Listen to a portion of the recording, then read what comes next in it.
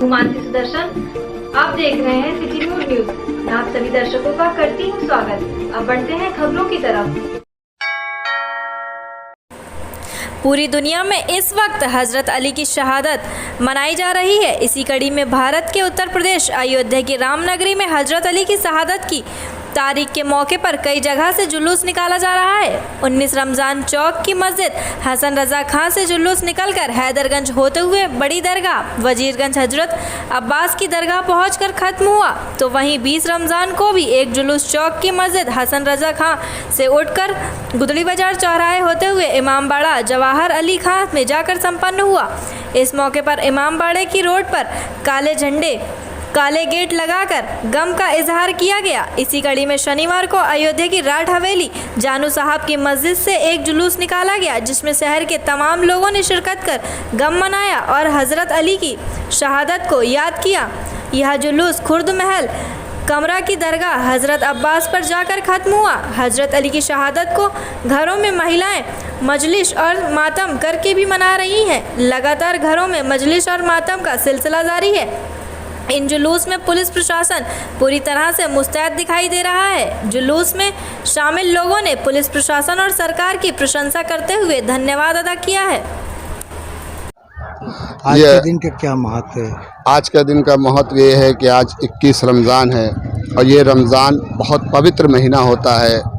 इस पवित्र महीने में हम सब अल्लाह की इबादत करते हैं और पाप से मुक्ति के लिए ये महीना बना है कि जितना भी अगर इंसान ने पाप किया, अगर एक बार ये प्रण कर ले कि हमें अब पाप नहीं करना है, हमें भगवान से अल्लाह से ये दुआ करना है कि अब हम ये पाप कभी नहीं करेंगे, जो किया है वो हमारी गलती थी, अब नहीं करेंगे। इस महीने में जितना भी आप ज़्यादा से ज़्यादा लोगों के साथ नेकी करेंगे, उनको वस्त्र देंगे, उनको खाना खिलाएंगे, उनके साथ अच्छा सलूक करेंगे, तो ये महीना बहुत ही इम्पोर्टेंट है। जी, आज हमारे जो आखिरी नबी थे, last profit of the God, उनके जो दामाद थे, उनके जो वसी थे हज़रत अली इब्न अबी तालिब अलैहिस्सलातु वस्सलाम, उनको मस्जिद कूफा में 19 रमज़ान को सुबह की नमाज के वक्त एक मलून ने, जिसका नाम इब्न मुलजिम था, उसने आपको जहर से भरी तलवार सर मुबारक पर मारी और आपका सर शिगाफ हो गया और 3 दिन तक आप उस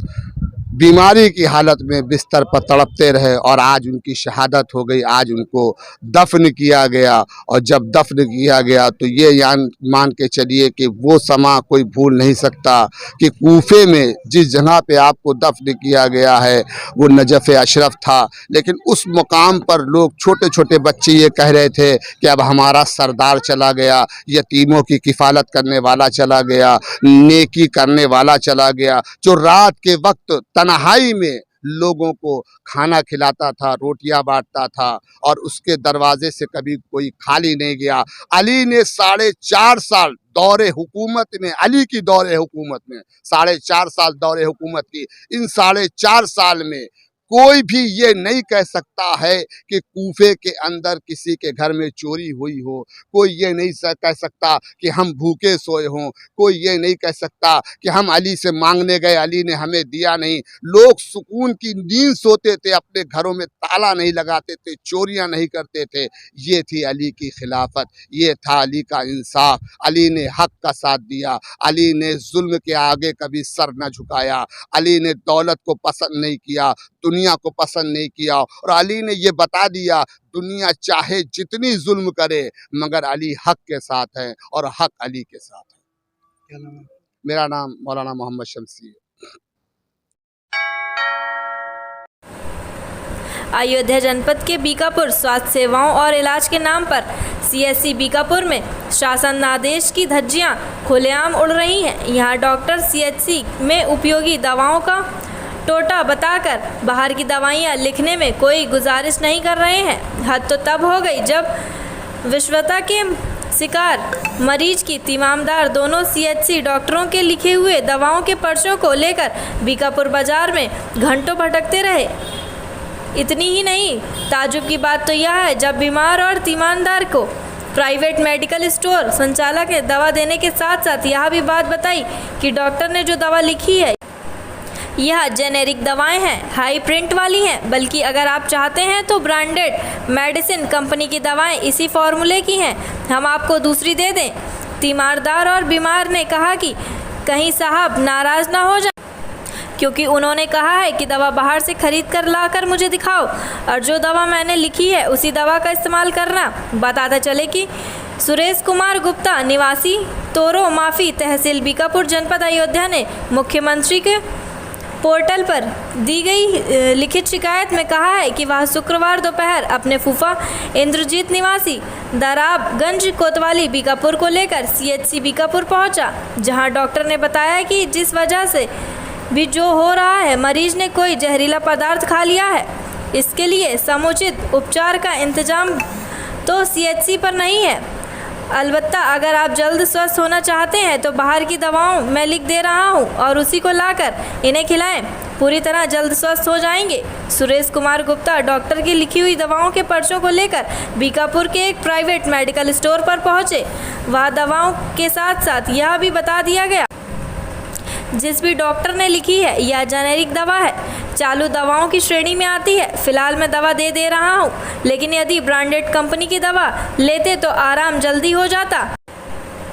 तीमारदार सुरेश कुमार गुप्ता ने लिखी हुई दवाओं को लेकर डॉक्टर को दिखाया और तत्पश्चात उन्होंने सेवन के लिए विधि बताते हुए मरीज को CHC से घर जाने की सलाह दी। मामले में CHC प्रभारी चिकित्सा अधिकारी का कहना है कि मामले मेरे संज्ञान में नहीं है, अलबत्ता इस गंभीर प्रकरण की जांच कराऊंगा। गुप्ता हमारे मरीज थे तो रोमापी दराबगंज के, तो उनको स्वास्थ्य केंद्र बीकापुर लाए हमने, तो जो ना रिफ़र लिख दिए फैजाबाद।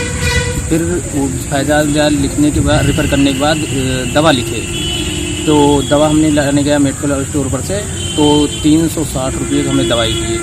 और क्या यहाँ स्वास्थ्य केंद्र पे दवा नहीं है, हम लोग गरीब आदमी हैं और 1 रुपया पैसा भी नहीं था, दूसरे से जाके कर्जा लेके उसको 360 रुपये की दवाई लेके आया।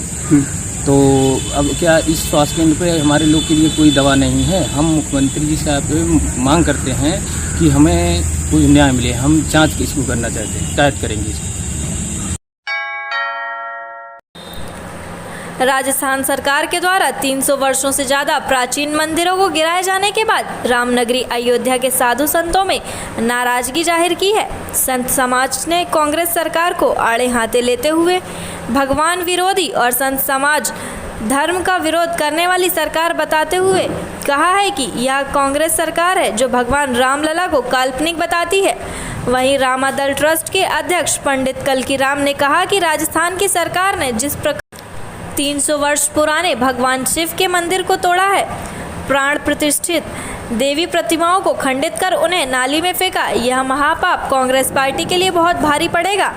रामादल ट्रस्ट ने कांग्रेस के समूलनाथ का संकल्प लेकर के 3 दिवसीय विशिष्ट धार्मिक महाअनुष्ठान का आरंभ कर चुके हैं। उन्होंने कहा कि हम इस महाअनुष्ठान में भगवान शिव के अमोघ अत्यंत प्रभावशाली विध्वंसक महापशुपता सत्र महाअस्त्र का आवाहन करते हुए भगवान शिव से इन कालनेमियों पर तीसरी दृष्टि की कृपा डालने की प्रार्थना आरंभ कर चुके हैं। तो वहीं अयोध्या हनुमानगढ़ी के पुजारी राजू दास ने कहा कि राजस्थान सरकार के द्वारा 300 वर्षों से ज़्यादा प्राचीन मंदिरों को तोड़ा गया, यह बहुत दुखद है। राहुल गांधी पर हमला करते हुए कहा कि जिस पार्टी के मुखिया त्रिपुण लगाते हैं, कुर्ता पहनते हैं, जनेऊ धारण करते हैं और रुद्राक्ष की माला पहनकर दिखावा करते हैं और पार्टी के राज्यों में 300 वर्ष पुराने मंदिर तोड़े जाते हैं, यह निंदनीय और दुर्भाग्यपूर्ण है। राहुल, प्रियंका और सोनिया गांधी दिखावा करते हैं, करते कुछ हैं, कहते कुछ हैं। कांग्रेस शासित राज्यों में हिंदू जनमानस की भावनाओं से खिलवाड़ क्यों किया जा रहा है? हम किसी वर्ग विशेष को खुश करने के लिए ऐसी निंदनीय कार्य का पुरजोर विरोध करते हैं। संत समाज ने इसका जवाब राजस्थान सरकार से मांगा है।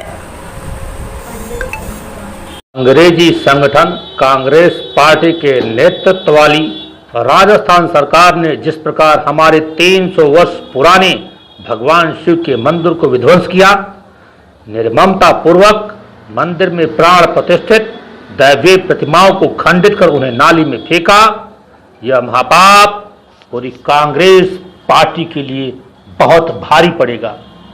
वह इस गलतफहमी में न है कि वे जो आज तक करते आए हैं अब वो करेंगे और हम उन्हें क्षमा कर देंगे। रामादल ट्रस्ट कांग्रेस के समूल नाश का संकल्प लेकर 3 दिवसीय विशिष्ट महानुष्ठान का आरंभ कर चुका है। हम इस महानुष्ठान में भगवान शिव के अमोघ अत्यंत विध्वंसक महापाशुपतास्त्र का आह्वान करते हुए भगवान शिव से इन काल नेमियों पर तीसरी दृष्टि की कृपा डालने की प्रार्थना आरंभ कर चुके हैं। हम अपने सनातनी भाई बहनों से हाथ जोड़कर अनुरोध करते हैं कि धर्म की रक्षा के लिए भावी पीढ़ी के स्वर्णिम और सुरक्षित भविष्य के निर्माण हेतु कांग्रेस पार्टी के समूल नाश का संकल्प लेकर एकजुटता के साथ इनका पूर्ण बहिष्कार करें।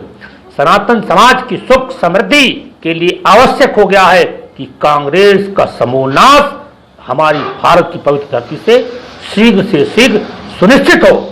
इसलिए आइए हम सभी कांग्रेस के विनाश की दिशा में आगे बढ़े। बड़े दुर्भाग्य की बात है कि राजस्थान सरकार जिस प्रकार से 300 वर्ष पुराना 2-3 मंदिर को तोड़ा है, ये निंदनीय है।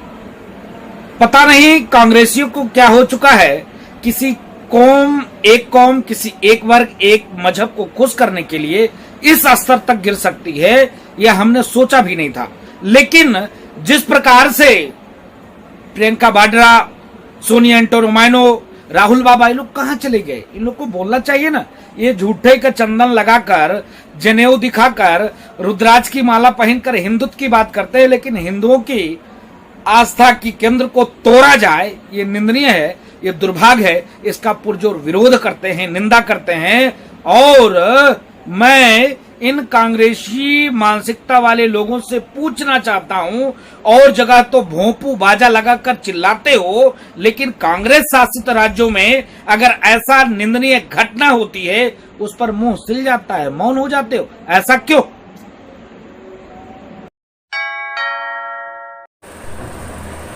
संभल में सपा सांसद सफीर कुर्क रहमान ने विवादित बयान पर रामनगरी अयोध्या के संत समिति और संत समाज ने आपत्ति जताई है। अयोध्या के संत समिति के महामंत्री पवन दास शास्त्री ने कहा है कि सफीर कुर्क रहमान ने जिस तरह का बयान दिया है वह भारतीय संस्कृति, सामंजस्य और यहाँ की धरती, संस्कृति, परिवेश के बिल्कुल विपरीत है। अगर इस तरह की आग उगलना चाहते हैं तो भारत का इतिहास पता होना चाहिए। इस धरती पर इतना खून बहा है कि आज भी कुरुक्षेत्र की मिट्टी लाल है। उन्होंने कहा कि इस प्रकार की चुनौती सर्व समाज को ना दें, होश में रहें, ज़्यादा ही ठीक है। संत समाज के लोगों ने पहले ही कहा है कि 3 नहीं 30,000 नहीं बचेगी। अगर सफीक कुर्क रहमान आमंत्रण दे रहे हैं तो आमंत्रण स्वीकारें, और अगर उनके पास ज़्यादा खून हो गया है तो उसी खून से अभिषेक होगा। संत समिति के महामंत्री ने कहा, हमने कई बार रणचंडियों का श्रृंगार इसी खून से किया है। फिर से अपने स्लोगन को दोहराते हुए संत समिति के महामंत्री ने कहा, 3 नहीं 30,000 नहीं बचेंगी कोई मजार। वहीं हनुमानगढ़ी के पुजारी राजू दास ने कहा कि सपा के सांसद सफीक कुर्क रहमान का जो विवादित बयान है वह दुर्भाग्यपूर्ण बयान। यह देश संविधान से चलता है। आप मुसलमानों को आतंकवादी बनाना चाहते हैं, क्या यह भाषा आपके लिए शोभनीय है? तो वहीं रामदल ट्रस्ट के अध्यक्ष कलकी राम ने कहा, सफीक कुर्क रहमान आए दिन उल्लू झुल्लू बयान देते रहते हैं। ऐसे बेशरम व्यक्ति को पता होना चाहिए कि पूरी दुनिया में इन्हीं के समुदाय के लोग अल्लाहू अकबर चिल्ला चिल्लाकर आतंक फैलाते हैं। पूरी दुनिया में इनको संदेह की दृष्टि से देखा जाता है और यह कलंक का पर्याय बन चुके हैं। यह भारत में खून की नदियां बहाने की बात कर रहे हैं। श्रीलंका की घटना का हवाला देते हुए कहा, 45% रहने वाले बौद्ध सीधे एक झटके में 1% आ गए। अगर यही स्थिति आप चाहते हैं तो मुसलमान समाज के लोग आग लगाते रहें। उन्होंने चेतावनी देते हुए कहा, जिस दिन सनातन धर्म एकजुट हुआ तो हम शस्त्र नहीं उठाएंगे, ताली बजा करके आप लोगों को भारत से भगा देंगे। हम लोगों को शस्त्र उठाकर खून बहाने की जरूरत नहीं है। दरअसल संभल के सपा सांसद सफीक कुर्क रहमान ने एक विवादित बयान दिया था जिसमें उन्होंने साफ कहा, जामा मस्जिद में अगर जल चढ़ाने की कोशिश हुई तो हजारों मुसलमानों का खून चढ़ेगा। मुसलमान यह बर्दाश्त नहीं करेगा और हालात बेकाबू हो जाएंगे। सपा सांसद सफीकुर रहमान आए दिन उलूल जुलूल बयानबाजी देते रहते हैं। ऐसे बेशरम व्यक्ति को, जिसको यही नहीं पता है कि पूरी दुनिया में इन्हीं के समुदाय के लोग ओला उबर चिल्ला चिल्ला करके आतंक फैलाते हैं। पूरी दुनिया में आज इनको संदेह के दृष्टि से देखा जाता है, पूरी दुनिया में कलंक का पर्याय बन चुके हैं, और ये भारत में खून की नदियां बहाने की बात करते हैं। आपको यही नहीं पता कि श्रीलंका में आप जब 45% हो गए और आपकी गतिविधियां सिर से ऊपर हो गई, तो जिन बौद्धों ने अपने जीवन में कभी चींटी नहीं मारी, उन्होंने आपको एक झटके में 1% कर दिया। आज आप दुनिया के कई देशों में शरणार्थी बनने को मजबूर हैं। आप भारत में खून की नदियां बहाने की बात करते हो। अरे बेशरम, जिन सनातन समाज के लोग एकजुट हुए और चुटकी बजाई आप भारत से भाग जाएंगे, फिर किसी के माई के लाल में इतनी हिम्मत नहीं कि जो आपको भारत में रख सके। इसलिए होश में रहिए। देश में और भी सांसद हैं, आप उनसे हट के नहीं हैं। देश और संविधान से ऊपर उठ करके अपने आप को समझने की गलती न करें। ये भारत है, भारत के अनुकूल अपने आचरण को रखें और अपनी बेलगाम जबान पे लगाम दें, यही आपके लिए बेहतर होगा। सपा सांसद शफीक वर्क रहमान जी का जो विवादित बयान है, ये दुर्भाग्यपूर्ण बयान है। बता रहे हैं कि हिंदुस्तान में खून की नदी बहेगी। गजब बात करते हो आप भी सांसद जी। यह देश संविधान से चलता है। यह देश बाबा साहब भीमराव अंबेडकर द्वारा रचित संविधान, जो जन जन की एक रहने का, धार्मिक स्वतंत्रता का, अपने हिसाब से निज स्वतंत्रता का, यह एक अपना विचारधारा, जिसकी जो है उस विचारधारा को पालन करने का अधिकार देती है। और आप बताओ, एक जिम्मेदार आदमी, एक पार्टी के सांसद, और आपकी मनोदशा यह है, आपकी भाव भाषा यह है, जो देश को किस ओर ढकेलने के लिए आप तैयार हो। आप मुसलमानों को क्या आतंकवादी बनाना चाहते हो क्या? यह भाषा आपकी दुर्भाग्यपूर्ण है, निंदनीय है, अच्छी भाषा नहीं है। कष्ट इस बात की है कि जहां मुसलमान अल्पसंख्यक है, वहां तो मुसलमान शांति प्रिय तरीके से रह रहा है। जहां मुसलमान धीरे धीरे बहुसंख्यक हो जाता है, वहां पर शरिया और शरीयत कानून की मांग करता है। आखिर यह देश स्वतंत्र है और यह देश हिंदुओं का है, हिंदुस्तान है, तो हिंदू क्या 56 कंट्री जाएगा क्या वहां पर अपनी धार्मिक आजादी को लेकर? जय श्री राम, वंदे मातरम, भारत माता की जय नहीं करेगा, तिरंगा नहीं लगाएगा, भगवा ध्वज नहीं लगाएगा, रामनवमी का जुलूस नहीं निकालेगा, तो कहां जाकर करेगा भाई सांसद जी? इसके नाते अपनी भाषा को संभालो। ये उत्तर प्रदेश है, नहीं तो क्या स्थिति हो जाएगी, क्योंकि यहाँ बाबा की सरकार है, योगी की सरकार है, भोगी की नहीं। शफीकुर रहमान ने जिस प्रकार का बयान दिया है, वह बिल्कुल भारतीय संस्कृति, सामंजस्य और यहाँ की धरती और सांस्कृतिक परिवेश के बिल्कुल विपरीत है।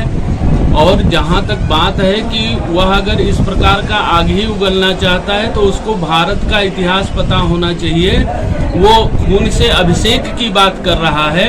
यहाँ धर्म की रक्षा करने के लिए, राष्ट्र की रक्षा करने के लिए, संस्कृति की रक्षा करने के लिए इसी धरती पर इतना ज्यादा खून बहा है कि आज भी कुरुक्षेत्र की मिट्टी तक लाल है। तो इस प्रकार की चुनौती वह सर्व समाज को न दे, होश में रहे, ज्यादा ठीक है। बस इससे अधिक कुछ नहीं कहना है। अगर इस प्रकार की चुनौती वह देता है तो स्वीकार है। और उसको ये पता नहीं है कि हमारे हिंदू समाज का और संत समाज ने आज से 30 वर्ष पहले संकल्प लिया था, और हम लोगों ने कहा था कि हमारे जितने भी ऐसे सांस्कृतिक धार्मिक स्थल हैं जिस पर किसी प्रकार का ढांचा है, जिस प्रकार से राम जन्मभूमि पर ढांचा को साफ करके और कानूनी तरीके से, वैध तरीके से, सुप्रीम कोर्ट की मान्यता के अनुसार हम सब लोगों ने श्री राम जन्मभूमि पर रामलला के मंदिर का निर्माण प्रारंभ किया है, ऐसे ही 3 नहीं तो 30,000 और नहीं बचेगी कोई मजार। इस बात को कायदे से सुन लेना चाहिए और समझ लेना चाहिए उस व्यक्ति को। और फिर से मैं दोहराना चाहता हूँ कि अगर वो खून की दुहाई देता है तो भारतवर्ष की वो परंपरा और इतिहास को याद करे कि आज भी कुरुक्षेत्र की मिट्टी केवल धर्म की और संस्कृति और राष्ट्र की रक्षा करने के लिए लाल है, और ऐसी आवश्यकता होगी तो जिस बात का वो आह्वान कर रहा है वो पूर्ण करके हिंदू समाज दिखा देगा। संत समाज इसके लिए पूरी तरह से सन्नद्ध है, तत्पर है उसकी चुनौती को स्वीकार करना। जिस तरह सपा का तो जहाँ तक समाजवादी नाम है, लेकिन कर्म उसका नमाजवादी है। ये हम लोग शुरू से कहते रहे, उसका कल्चर बताता रहा है। और इस प्रकार से कुछ शकुनी लोग होते ही हैं महाभारत करवाने के लिए। एक बार ऐसे ही हमसे पूछा गया था और हमने कहा था, और उस यथार्थ को स्वयं मुलायम सिंह यादव ने स्वीकार किया था, और हमने कहा था कि सबसे बड़ा अगर आंतरिक कोई शत्रु है, क्योंकि मुस्लिमों की लाश गिरेगी तब उस पर आंसू बहेगा और तब उस पर मुआवजे की बात होगी, तब सहानुभूति की बात होगी और तब इस प्रकार से राजनीति होगी। तो ये बात तो मैंने पहले ही से कहा था, ये लोग उकसा करके लाश गिरवाना चाहते हैं। इस बात को अगर कोई नहीं समझ करके स्वयं अपनी गर्दन कटवाने के लिए आगे तत्पर है तो वो तत्पर रहे, यहाँ न्योता स्वीकार है। अयोध्या में जिला पंचायत बोर्ड व जिला विकास योजना समिति की सत्र की वित्तीय बैठक जिला पंचायत कार्यालय में संपन्न हुई, जिसकी अध्यक्षता प्रमुख रूप से जिला पंचायत अध्यक्ष रोली सिंह एवं अध्यक्ष प्रतिनिधि आलोक सिंह रोहित ने की, जिसमें प्रमुख रूप से वित्तीय वर्ष 2022 से 23 के प्राप्त होने वाली अनुदान राशि 25 करोड़ के सापेक्ष कार्य योजनाओं के अनुमोदन पर विचार विमर्श किया गया। इसमें प्रमुख रूप से वित्तीय वर्ष 2021 से 22 के लिए संपत्ति व विभव कर वसूली के लिए सूची बनाई जा रही है। बजट की 25 करोड़ की अनुदान राशि के सापेक्ष में सड़क निर्माण, जल निकासी के लिए नाला, ग्रामीण क्षेत्रों व एलईडी लाइट की स्थापना व स्वच्छता के मदों में व्यय किया जाने पर मंथन किया गया है। वहीं इस बैठक में निर्णय लिया गया है कि रुदौली विधानसभा के न्याय पंचायत नरौली में जिला पंचायत की भूमि पर पूर्व निर्मित अस्पताल के जीर्ण शीर्ण भवन को धराशायी कर उसे एक व्यावसायिक स्कूल व स्वरूप दिया जाए। इसके साथ साथ में पूर्व में निर्मित दुकानों की भवनों का अनुरक्षण किए जाने के निर्देश भी दिए गए हैं। बैठक में प्रमुख रूप से जनपद के विधायक सीडीओ अनीता यादव व सदस्य रहे मौजूद। कार्यक्रम की अध्यक्षता कर रही जिला पंचायत अध्यक्ष रोली सिंह ने बताया कि आज की बैठक में वित्तीय वर्ष 2022 से 23 के प्राप्त होने वाले 25 करोड़ की धनराशि को पंचायत के सभी ग्रामों की समस्याओं पर लगाया जाएगा। जिला पंचायत अध्यक्ष के प्रतिनिधि आलोक सिंह रोहित ने बताया कि प्राप्त धनराशि को पंचायत के सभी ग्रामों की स्वास्थ्य और शिक्षा को बेहतर बनाने के लिए तथा गांव के नालों, सड़कों तथा जल निकासी व गांव के कोनों कोनों तक स्ट्रीट लाइट को लगाने में किया जाएगा। इसके साथ साथ प्रधानमंत्री नरेंद्र मोदी व उत्तर प्रदेश के यशस्वी मुख्यमंत्री योगी आदित्यनाथ के द्वारा चलाई गई सभी योजनाओं को गांव-गांव तक पहुंचाने का काम भी तेज किया जा रहा है। इस आज की बैठक का हमारा मोटो था कि जो गत वर्ष की हमारी वित्तीय योजना है, कार्य योजना है, उस पे हम लोगों ने बैठक की है। उसी पे सभी लोगों के जो भी प्रस्ताव थे पारित हुए हैं, उन्हीं का अनुमोदन लिया गया है। 25 करोड़ का बजट था हमारा वित्त वर्ष का, तो वही हमने उस पे ही सारी कार्य योजनाएं आज सबके समक्ष रखी हैं और सब लोगों ने उस पर अपना सहयोग और समर्थन दिया है। आज के लिए बस इतना ही। कल फिर मिलेंगे इसी समय इसी चैनल पर। अब हमें दीजिए इजाजत। नमस्कार।